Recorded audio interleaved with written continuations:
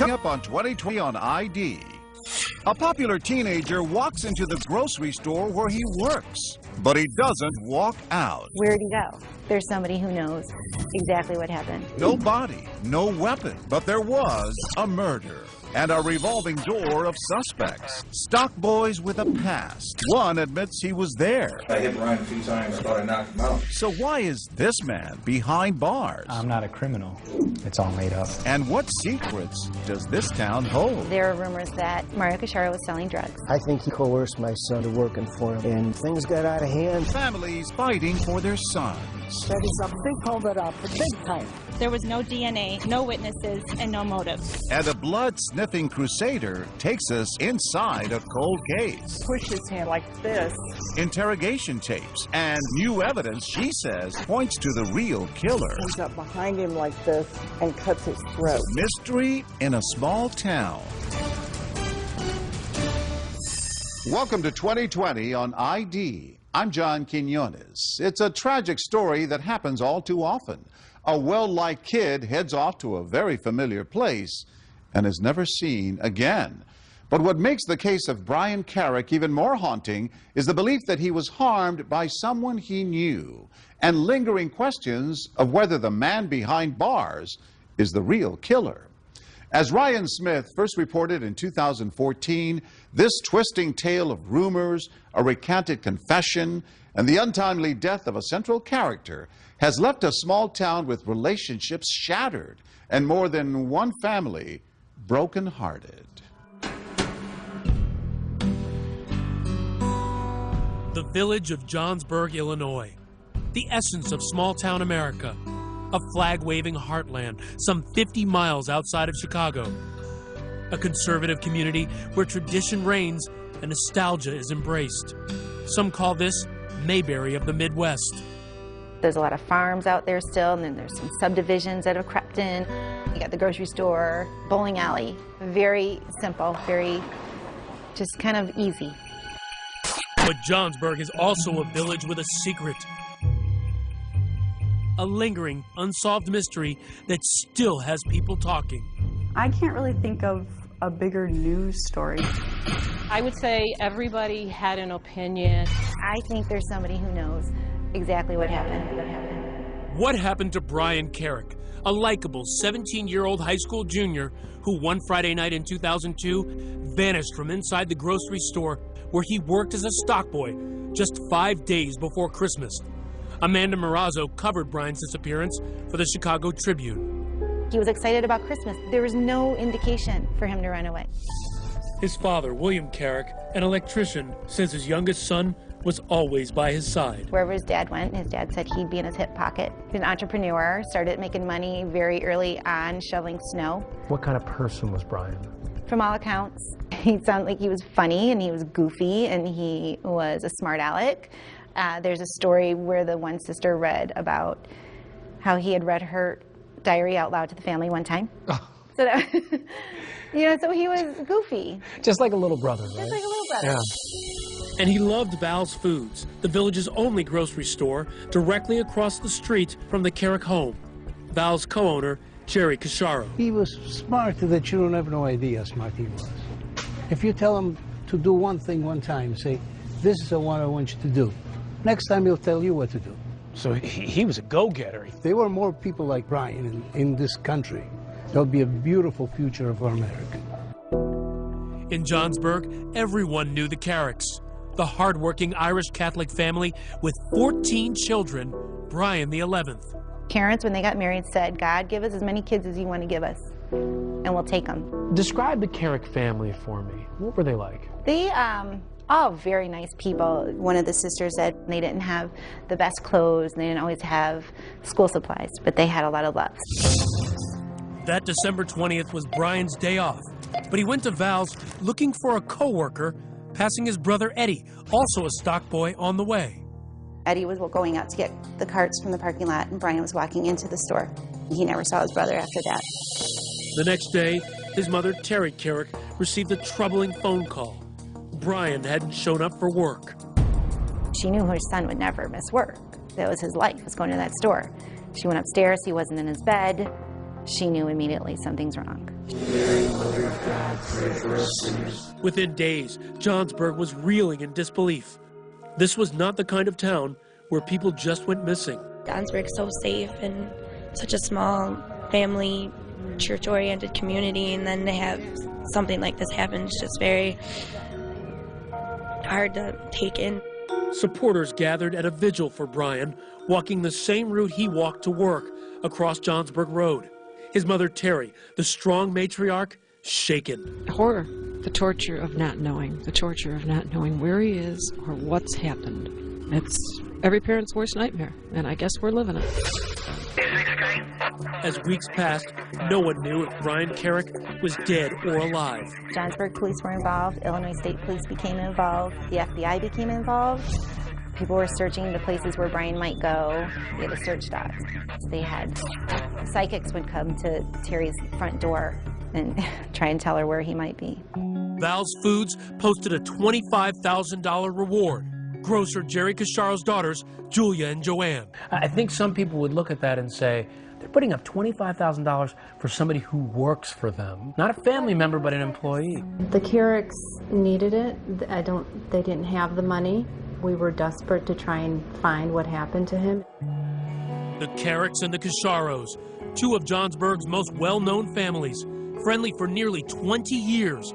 Almost half the Carrick kids had worked at Val's. When they used to come into the store, my dad used to measure them, and basically as they grew every year, he would mark it, and so he knew all the kids and keep track of them all. So, I mean, those kids were very dear to my dad, especially. I understand you have a picture of him in your wallet. Yeah, definitely. Can you show me? Sure. This is a beautiful You're kid. still carrying this picture in your wallet. Right. Of this young man who worked with you as a Right. stock boy. Right. Why do you carry his picture with you? Because to me, he was like a son. He would come in there on his day off all the time. He would come in, and if he saw a line of people, even though he wasn't on the clock, he'd jump in there and start bagging groceries. And, it's like you don't really find kids like that. He's one in a million. What was your dad's reaction when he went missing? He was heartbroken. He cried. He cried and cried. An early break in the missing persons case revealed blood evidence in and around the grocery store produce cooler. News no one wanted to hear. Drops, spatter, smears, a bloody fingerprint, Brian's blood. What heartbreaking mystery did the family's grocery store hold? What was your reaction when you heard that police found blood in the produce cooler? I think then immediately it's like, well, who did it? Everybody was just like on edge. Police questioned everyone, including 3 stock boys, Shane Lamb, Rob Render, and Mario Casharo. 2 of them have criminal records. But police quickly turned their attention to the one with no priors, the boss's son, 19-year-old Mario, Jerry's heir apparent. Are you kidding me? You guys were shocked at that point. Yes, completely shocked. Mario is really one of the nicest, kind, intelligent, funny, just a sweetheart. Cops were beginning to develop a more sinister profile as Brian's father, William Carrick, would share with a local reporter. Mario allegedly was selling dope, and I think he coerced my son into working for him. And somehow, things got out of hand. There are rumors that there was some things going on at the grocery store that shouldn't have been going on. Tell me about that theory. The story is that Mario Casharo was selling drugs and that he would use some of the kids in the grocery store like Brian Carrick to sell the goods. And Brian Carrick, being the sweet kid that he is, wouldn't always collect the money. Authorities were convinced that the boy who freely gave away pot was a victim of foul play. They believed he was killed over a $400 to $500 drug debt he owed Mario. Police began to dig into Mario a little bit, and they believed that he was selling drugs. I think, maybe he smoked pot.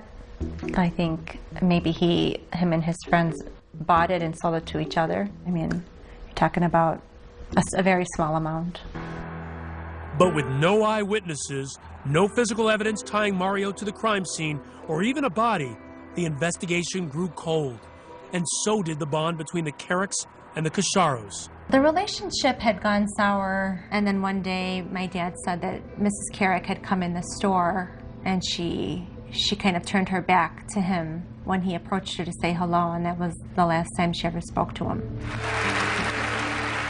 But for Mario, life was moving on. Mario Anthony Casharo.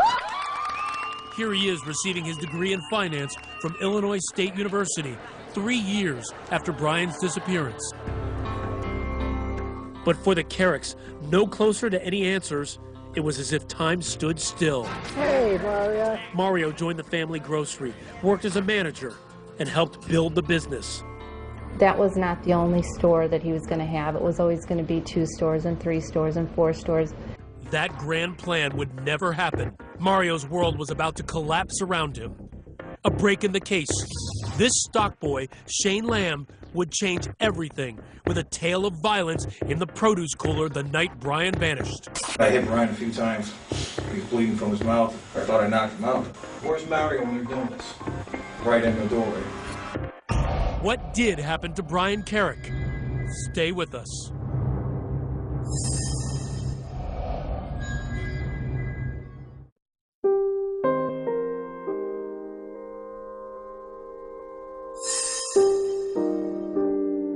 I would like to thank everybody for attending tonight. A toast to prosperity and future. Salud. Happy memories for Mario and the Casharo clan. Older brother Eugene's big Italian wedding. But good times were in short supply for this family. Jerry and Maria Casharo, Italian immigrants, met and married in the States, realizing their American dream when they joined with relatives to buy Val's Foods. You know, he didn't have anything given to him. He came to this country, built what he had from the ground up. In an age of superstores, Val's thrived in this small town where a night out is spent at a bowling alley or a pizzeria. Nearly every family in the village shopped there. So many of the local kids worked there. And for the Casharos, the future was bright. Those dreams now tarnished by tragedy and grisly rumors about missing stock boy Brian Carrick, believed to have been killed inside the store's produce cooler. One of the persistent stories is that Brian was killed in the cooler. Mario called family from the city who came in, dug him up, dismembered him, and threw him in a river in Iowa. It snowballed into these disgusting rumors that that he was cut up in our meat department, and then it started becoming that our family was involved in some kind of crime family. The FBI investigated and dismissed rumors of a mob hit. This case may have remained an unsolved mystery if not for this man. This is Assistant State's Attorney Michael Combs. Also known as Mick Combs, a tough, hard-edged prosecutor, determined to find justice for the Carrick family. 2010, a break in the 8-year-old case. Prosecutor Combs finds a key witness. His name, Shane Lamb. Who is Shane Lamb? Shane Lamb, he's got a criminal history. He grew up rough. I think he's a very tragic character in all of this. A stock boy at Val's who worked alongside Brian and Mario. A 5-time felon with a rap sheet that included attempted murder at just 14. He repeatedly denied knowing anything about Brian's disappearance to authorities. 8 years later, in jail facing up to 12 years on drug charges, he was ready to talk. But first, he wanted a deal, and so did prosecutors. Shane Lamb is given immunity from the offense of murder, involuntary manslaughter, concealment of a homicidal death, and any other offense resulting in his involvement in the disappearance of Brian Carrick. With this deal, Shane escaped all charges related to Brian's death and a reduced drug sentence. All he had to do to get the deal, tell his story. And that led police to Mario. What exactly did Mario tell you? Pretty much to talk to Brian, try to intimidate him into getting the money. Well, how were you to intimidate him? Talk to him. Never came out and said go kill him or anything like that. A controversial deal, awarded to a man who admits he was the likely killer, and Mario the mastermind. According to the prosecutors, Mario knew what he was doing by bringing Shane Lamb in and using him as a tool, as an enforcer, as the muscle to get what he wanted. Shane was off that night at a party getting high. He says Mario called him to come to the store. Brian owed him money, and he wanted it back. Mario wanted Shane to talk to him. It was time for him to pay up. Went over there, told Brian what's up with the money you owe him, I had to pay him at least some of the money back. We got to arguing. Mario said it was getting too loud, going to the produce cooler right there. Shane says he demanded the money from Brian, but Brian resisted. Shane lost his temper. Things turned violent. I hit Brian a few times. He was bleeding from his mouth. He fell out. How hard you hit him? Thought I knocked him out. That was it. Where's Mario when you're doing this? Right in the doorway. Knocked unconscious, not sure if Brian was dead or alive, Shane says Mario told him to leave the grocery store. He said, go ahead, I'll handle this. I left, went back to a party. Armed with Shane's version of what happened, prosecutors arrest Mario for killing family friend Brian Carrick. A small victory for Bill Carrick, reminded daily of the store across the street on Johnsburg Road, a moment Terry Carrick would not live to see when she died in 2009. For the Cacharo family, it was a moment of utter disbelief. I wanted justice for the Carricks, but they got the wrong guy. Mario and Shane, the mastermind and the muscle, according to the prosecution's theory. Though Shane says Mario never laid a hand on Brian, never ordered him hurt, prosecutors insist he's guilty of the rare charge of murder with intimidation. To them, just by uttering the words, "Talk to him," Mario Cacharo sicked a weapon of destruction on Brian and was responsible for everything that followed, including Brian's murder. Had you ever heard of this kind of charge before? No. Had it ever It's been very used rare. before? From my understanding, it hasn't. An aggressive move, the charge never before used in Illinois state history. Mario pled not guilty. The case goes to trial. After 12 hours, jurors were deadlocked, 11-1 in favor of the prosecution. A hung jury. Sometimes lay people struggle with one person being legally accountable for the actions of another. When you learned that it was a hung jury, what were you thinking? Frustrated, just like the Carricks were. Prosecutors went after Mario again, vowing to retry him. March 2013, Mario goes back into court, facing another murder trial, and once again, Shane Lamb is the prosecution's star witness. Prosecutors telling jurors Shane Lamb was Mario's enforcer, a tool for his dirty work. You don't bring Mother Teresa to a shakedown. You bring a badass like Shane Lamb.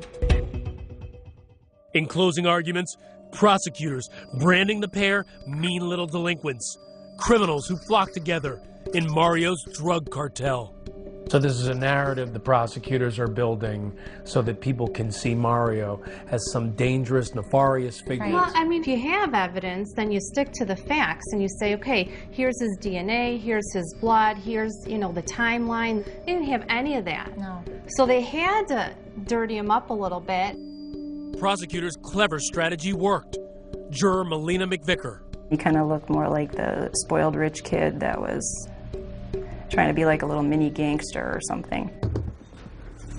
The man who didn't say a word throughout 2 murder trials decided to speak only to 2020. But why now? Did you kill Brian Carrick? Stay with us.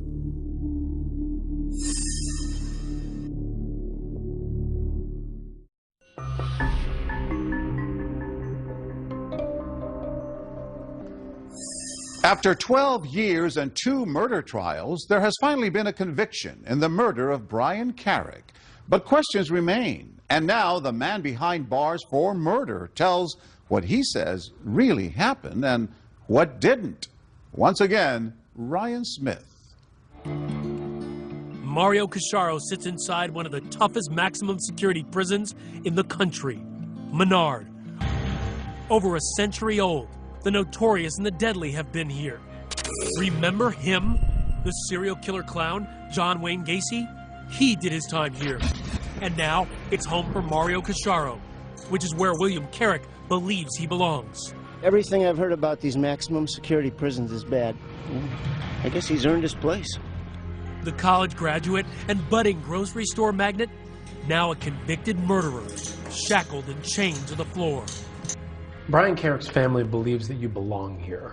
If allegations are repeated over and over and over again for, say, 7 years, you begin to believe that it's a fact. The Carricks believe that you know where Brian's body is. It's sad that they think that. It's sad that that they would ever think something like that. And I really hope that we find Brian. A toast to Mario before every family meal. The welcome of Mario in the very near future. I'm not a criminal. Nobody in my family's ever even been in handcuffs. I'm the first. And that includes extended family as well. Mario says Brian Carrick was a loyal employee and they had a good relationship. He was a good guy.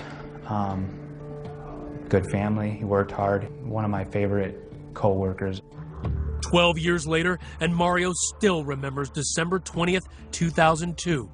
Just 5 days before Christmas, the store packed with shoppers, filling their carts with all the makings of Christmas dinner. It was Brian's day off, but he showed up that evening around 6:30 asking for another stock boy, Robert Render. Brian suspected Rob was stealing alcohol from the store. Jacob Keppel, now a tax accountant, was once a stock boy too.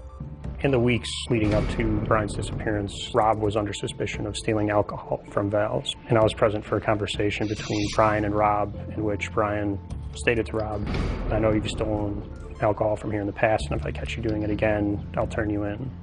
And what did Rob say back to him when he said that? I don't think he did have a response. Brian was looking for Rob Render and had asked me if I seen him, and hey, where is this guy? And I paged him, and that was the last time I seen him. After seeing Brian, Mario says he picked up a pizza nearby, sharing it with employees in the break room, clear across the other side of the store from the produce cooler. That's his alibi. Mario says he helped close the store, as usual, at 8. Both the defense and prosecutors believe Brian was murdered before closing time. Did you kill Brian Carrick? Absolutely not. Are you responsible in any way for his death? No. As for the prosecution's claims that the man who put him in prison with his testimony, Shane Lamb, was called to the store that night to talk to Brian. So this is important because police believe that sometime you call Shane Lamb. Did you ever call him? No. We actually gave them my phone records and showed them that there was no call. On your urging of talk to him, has an altercation with Brian Carrick, punches him a few times, lays him out. You tell Shane, go, I'll take care of this. Any truth to that? Not at all. I didn't even see Shane in the building that evening. Why would I say, yeah, buddy, let me take care of this for you? I don't even know that kid. Let me just take care of a murder for you. Be serious, you know what I mean? He questions why anyone would believe he'd take a murder rap for Shane Lamb, who'd only worked at the store for a few months after a 2-year stint in juvie for attempted murder. But what about the witnesses who testified Mario sold pot? Did you ever sell drugs? There were times that when I was smoking pot that I would, I guess, sell people pot out of my personal stash, but it wasn't anything that it wasn't like a criminal enterprise. Did Brian ever sell pot for you? No. Did Brian ever owe you money from selling pot? No. So this claim about him owing you $400 or $500, and that's why you had Shane talk to him? It's all made up. They took something that's very small amounts of marijuana and made it seem like it was a huge criminal enterprise. They actually went so far as to say I was a drug cartel and kingpin. That's significantly different than smoking some weed with your friends. Former local reporter Sarah Strzelka agrees. There were multiple people who got up on the stand and said that they had bought, pot from Brian or bought pot from Mario or whatever it may have been. But this wasn't a cartel. It wasn't some big drug empire. It was high school kids buying a little bit of pot here and there. You didn't testify at your trial. How do you feel about that decision now? I think it was the wrong decision. I wanted to do it at the time. I was just advised not to. His future was in the jury's hands, and they never heard from him. That may have cost Mario his freedom. The verdict. What's going through your mind as you're waiting for that verdict in the second trial? What is taking so long? What are they thinking about? What could they possibly have found to be credible that they've seen? Did you think at that point you were going home with your family? Yeah, sure did. How firm was your belief that you were going home? 99. Going home wouldn't be in the cards. A guilty verdict. Mario's mother's outrage, caught by local news cameras. My son is innocent. There's a big holdup, big time. His family sobbed. His father wailed. Mario was confident the whole time his hat was up, and then he just dropped his hat. He was shocked. He thought he would never be convicted. There's no physical evidence. It was heart-wrenching. It was if Mario had died. People were sending flowers. People were just coming in to hug us, and it was such a surreal, emotional experience. It's like an experience I can't even explain to you. Can you make it through 26 years in here?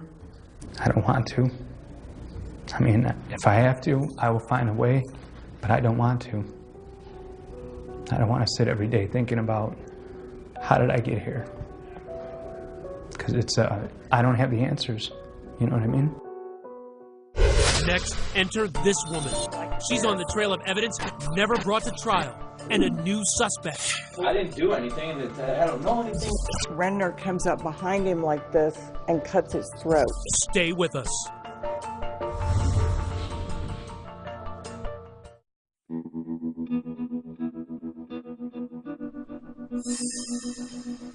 They walk in silent protest, a family crusade to free 31-year-old loved one Mario Casciaro, sentenced November 2013 to 26 years for murder. There was no physical evidence, no DNA, no witnesses, and no motive. When you are innocent, you are going to fight until the very end because you know you're innocent. And we're going to fight to the very end because we're 100% behind it. And that's why they hired this gladiator, Kathleen Zellner, a high-powered attorney, to appeal his case. Her reputation, overturning convictions and solving cases. She's uncovered what she believes are secrets long tucked away inside the family grocery store. I believe we have an excellent chance this will just be reversed outright. According to Kathleen, the trail of evidence, potentially so explosive, it may set Mario free. She believes the evidence leads not to Mario, not to Shane Lamb, but to one man, Rob Render, an early suspect in the case, that stock boy Brian accused of stealing alcohol from the grocery store, and the one Brian was looking for the day he vanished. What do we know about Rob Render? Another troubled soul. He's just had a lot of problems, a lot of drugs. For Kathleen, the case begins with the physical evidence, the blood at the crime scene. Rob Render's blood was there, and his was the only blood that was ever found aside from Brian's. We know that Rob Renner and Brian Carrick had an altercation because both of their blood is right there at the crime scene. For her, the crime scene tells the story. Look at these photo exhibits. While Brian's blood is in the hallway leading to the cooler, Rob Render's bloody fingerprint is on the cooler door handle. And inside the door, more of Rob Render's blood. When police questioned Rob, he insisted he wasn't there. I didn't do anything, and I don't know anything. And it's like, you know, it's just... They asked Rob if he wasn't there, why was his blood? Maybe I cut my finger. Hey, who knows? Maybe I bit my nail so bad because I do that it bled a little bit, and I put my thumb in the door. There's no way that this amount of blood could have been left by Rob Renner by biting his nails. You'd have to be a hemophiliac. You'd have to have a clotting disorder. And for Kathleen, the motive. Brian turned in Rob for stealing booze, ridiculed him at work for being weak. And according to Jacob Keppel, another stock boy in the store, Rob was in debt to Brian for pot. Brian had told Rob, if you don't have it by Friday, it's $60. And to me, that meant if you don't have the $30 you owe me for weed by Friday, then it's double. Next, opportunity. Where was Rob Render that night? Kathleen contends that other employees said Rob was nowhere to be found for nearly 2 hours. But according to Rob, I was probably stoned. That night? I'm sure. I was 17 years old. That's all I ever did. I never, ever left work. You know, maybe they were looking for me and they couldn't find me. Maybe I was stuck in an aisle somewhere. Maybe, you know, maybe I went on break. I'm telling you, I never left the store. But maybe he knows more than he's telling. That's what police thought.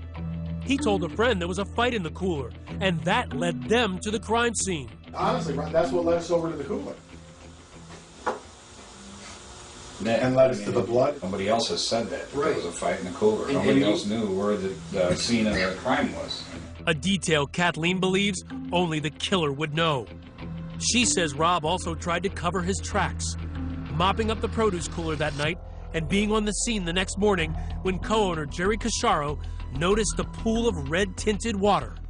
What did you think that circular stain was from? At the time, actually, I only thought it was Hawaiian punch. Okay. I got a little hot under my collar, and I said, okay, you, clean it up. The you clean it up was Rob Render.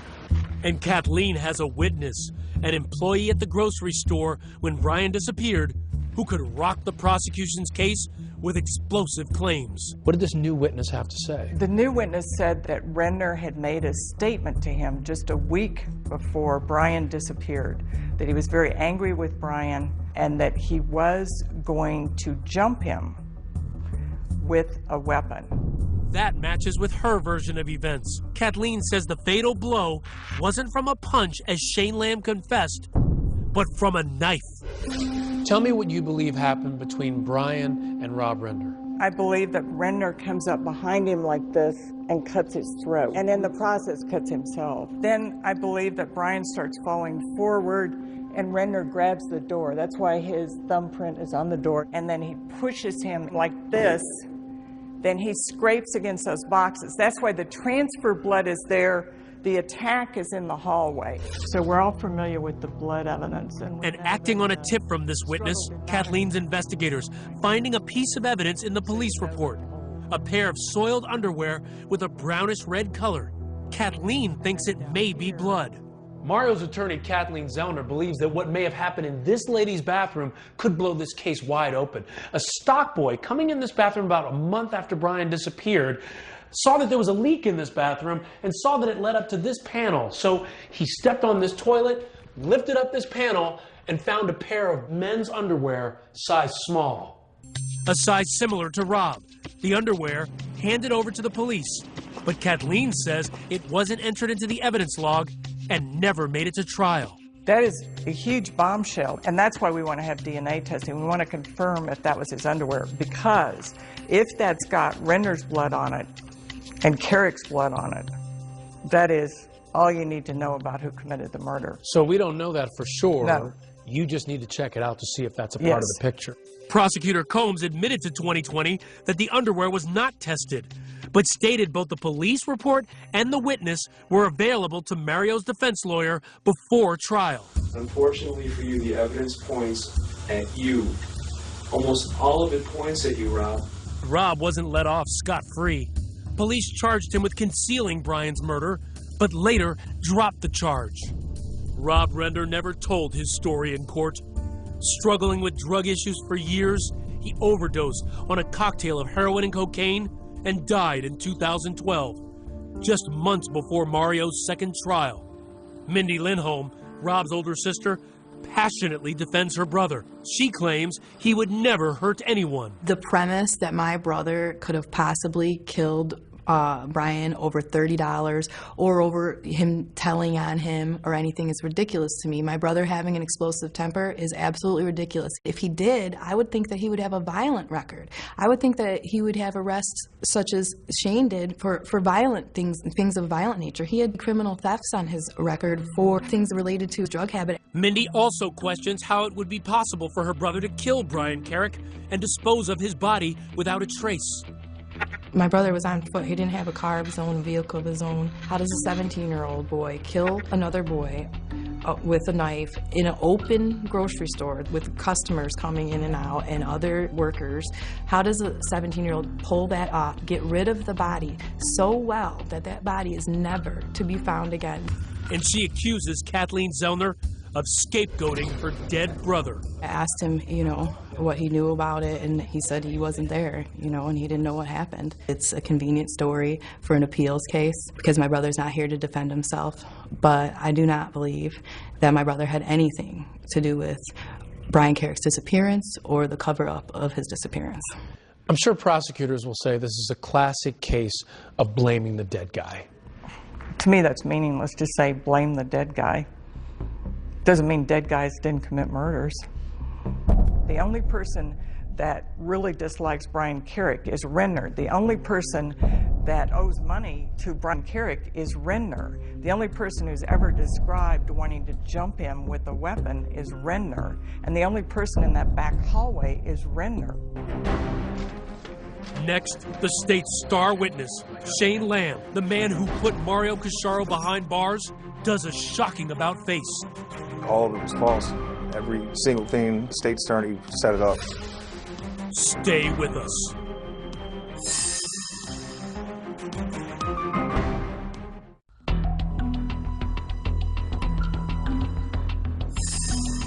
September 30th, 2014.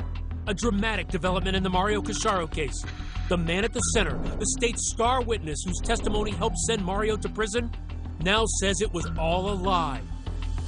Shane Lamb sat down exclusively with 2020 with a stunning confession. Why are you coming forward now? Because Mario was in there for 26 years for something he didn't do. I didn't have anything to do with this. Mario didn't have anything to do with this. He doesn't deserve to be in prison. And it's safe to say that he's serving 26 years in a maximum security prison because of your testimony. Yeah, that's right. He said he was coerced by a prosecutor hell-bent on putting Mario behind bars. What do you want to say about your testimony today? All of it was false. Every single thing the state's attorney set it up. He's talking about Assistant State's Attorney Michael Combs, saying he forced him to place Mario at the crime scene to get that immunity deal, the one to avoid being charged in Brian Carrick's death.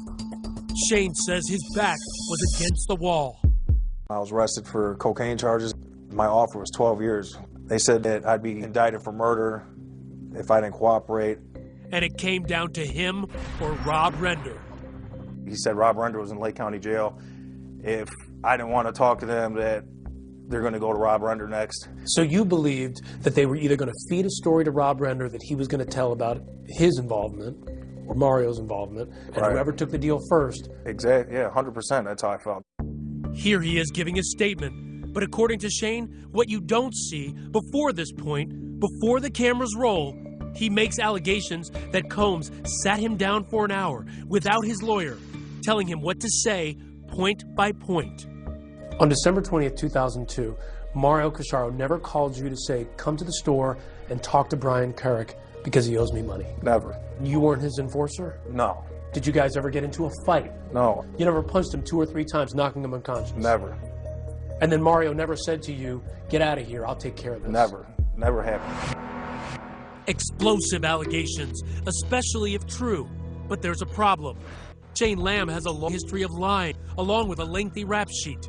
You're a 5-time felon. You spent a lot of your life in and out of jail. Can you understand that people are going to say, well, how can we believe him? You know, they believe me enough to use my testimony to put him away. But now, since I'm telling the truth now, they're going to say I'm lying. And this, if Shane is to be believed, why would a prosecutor risk so much? Why would he put his career on the line, threatening you, just to put Mario in prison? I don't know why a lot of people do not like Mario for some reason in law enforcement. That's a question we put to Mario himself. Police took the stand and talked about how you were arrogant in talking to them. I don't feel I'm arrogant. Do you think that you're sitting here maybe in large part because they just didn't like you? This isn't a popularity contest. This isn't the senior prom. This is my life. If I'm sitting here because they don't like me, then I shouldn't be here. The state's attorney's office wouldn't go on camera because the case is on appeal. In a statement to 2020, Prosecutor Combs denied coaching Shane Lamb out of the presence of his lawyer, calling it unworthy of belief, untrue, and too far-fetched. You know, as I hear you today, I think, what do you have to gain from all this? I have absolutely nothing to gain. The only thing that can happen to me right now is them recharging me for murder. I have everything to lose right now. So you have nothing to gain, everything to lose. Is that why you think people should believe you? 100% they should believe me. It's the truth. How does this change your defense of Mario? It dramatically changes it. The witness statement about Renner's plan to attack Brian Carrick, combined with Shane Lamb recanting everything, he was the whole case. I mean, he was the only person that was responsible for Mario being convicted. But then, who killed Brian Carrick? All 3 stock boys tell a different story. Shane Lamb now says he was never at the store that night, and no co-workers placed him there either. Mario Casciaro claims he was eating pizza in the break room. And before his death, Rob Render proclaimed his innocence. And Brian Carrick's body has never been found. Where'd he go? People don't disappear. People don't just get sucked up and disappear. And that's the part that's why we're talking about it. It's so unfair to that family that they still don't really know. But for Shane Lamb, one thing is clear. He is willing to spend the rest of his life in prison so that Mario doesn't have to. And he's in Menard right now, one of the worst prisons in Illinois, for 26 years, and I just feel like they let somebody make up testimony to get him locked up for 26 years, and he's sitting there and he can't do anything about it. I'm not going to have it on my chest anymore. You were the one who put him in Menard. I was, but I was following what they wanted me to say.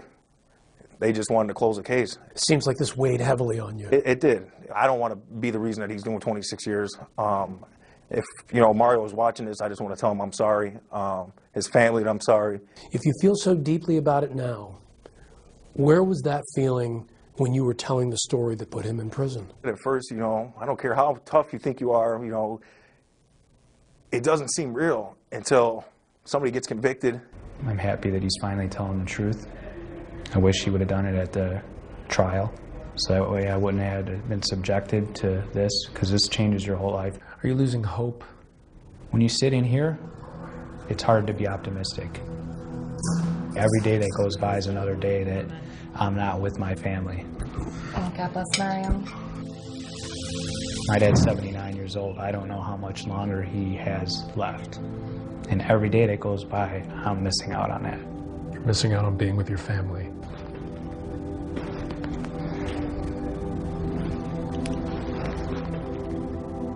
We lost Brian. We're not going to get him back. And then the only thing I can hope for is that I'll meet him again someplace. Two families in pain and seeking justice for their loved ones. But has justice been served? Where Brian Carrick is remains the mystery on Johnsburg Road.